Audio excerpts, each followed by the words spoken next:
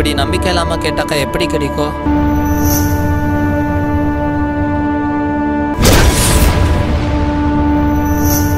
டேய், நீங்கள் நம்பலைனா இப்போ கண்ணு மூடி ஜீசஸை முழு மனசோட நம்பி உங்களுக்கு தேவையான விஷயத்த கேளுங்க, கண்டிப்பாக கிடைக்கும்.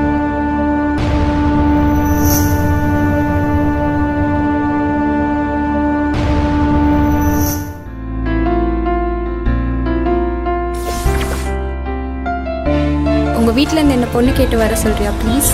மறந்துடு, போடா.